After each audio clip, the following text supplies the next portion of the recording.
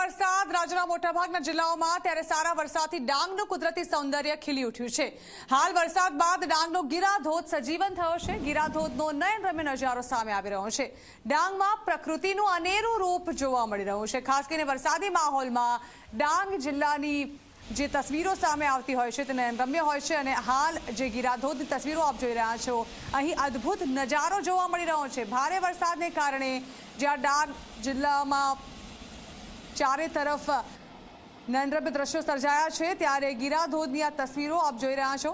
ખાસ કરીને ચોમાસાની સિઝનમાં ગીરાધોધ સક્રિય થતો હોય છે અને અત્યારે તેનો અદ્ભુત નજારો જોવા મળી રહ્યો છે। પ્રવાસીઓ જે ખાસ વરસાદમાં ડાંગની મુલાકાત લેતા હોય છે તે ગીરાધોધના પ્રવાસે ખાસ જતા હોય છે અને તેમાં પણ ચોમાસાની ઋતુમાં જ્યારે ગીરાધોધ સોળે કળાએ ખીલે છે ત્યારે નયનરમ્ય નજારો જોવા મળે છે।